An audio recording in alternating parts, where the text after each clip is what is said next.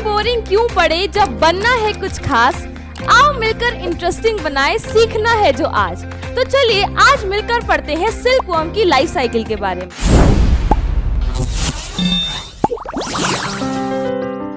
Hello बच्चों, कैसे हो आप सब। My name is Sanya Nair, your chemistry mentor, और आप सभी का तहे दिल से स्वागत करती हूँ हमारे इस अमेजिंग प्लेटफॉर्म पीडब्ल्यू पर। आज के लेक्चर में भाई हम पढ़ने वाले हैं सिल्क के बारे में। तो इससे पहले कि हम अपनी क्लास, अपना लेक्चर शुरू करें, मेरा आप लोगों से ये सवाल है कि भाई हमें सिल्क फाइबर मिलता किससे है? एनिमल से मिलता है या फिर प्लांट से मिलता? सोचो सोचो। मैम, एनिमल से। बहुत बढ़िया स्वीटी, हमें सिल्क फाइबर्स मिलते हैं एनिमल से।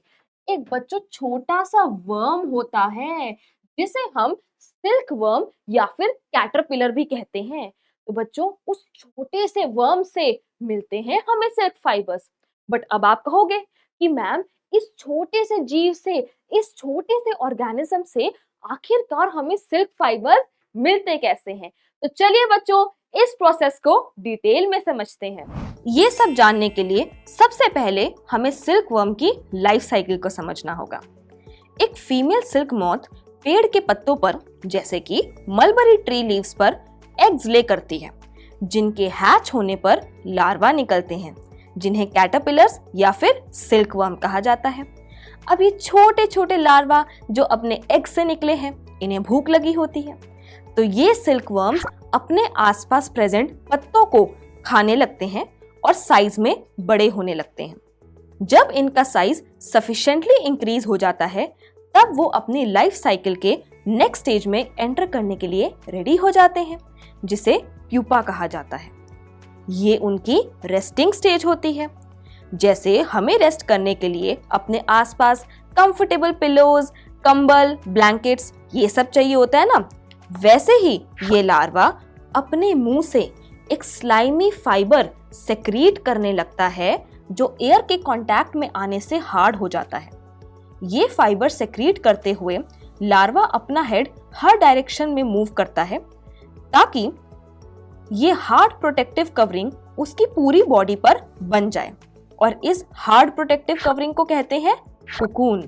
मतलब लार्वा अपने आसपास कुकून बनाकर प्यूपा में कन्वर्ट हो जाता है, और वो कुकून ही है जिससे हमें सिल्क फाइबर्स मिलते हैं, जिनकी प्रोसेसिंग हम आगे सीखेंगे। अब प्यूपा स्टेज में ऑर्गेनिज्म की फर्दर डेवलपमेंट होती है और वो कुकून के अंदर ही धीरे धीरे अडल्ट यानी कि मॉथ में कन्वर्ट होने लगता है। लास्ट में जब मॉथ रेडी होता है, तब वो कुकून को तोड़कर उड़ जाता है। मॉथ उड़ जाता है और पीछे छोड़ जाता है कुकून। अब cocoon is the main source of silk fibres. तो जैसे ही मॉथ उड़ जाता है, इन कुकून्स को कलेक्ट कर लिया जाता है और इनसे सिल्क फाइबर्स ऑब्टेन करने का प्रोसेस शुरू करा जाता है। तो बच्चों जान लिया आपने सिल्क वर्म की लाइफ साइकिल के बारे में? यस मैम, बहुत बढ़िया। एक और इंटरेस्टिंग फैक्ट बताऊं?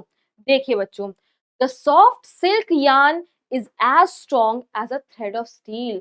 वाओ, देखिए बच्चों, जो एक सिल्क का यार्न होता है ना, जो एक सिल्क का थ्रेड होता है, it is as strong as a thread of steel. अगर आपके पास बच्चों एक स्टील का थ्रेड है और अगर आपके पास एक सिल्क का थ्रेड है, तो दे आर इक्विवेलेंट। ये दोनों इक्वली स्ट्रॉन्ग होते हैं।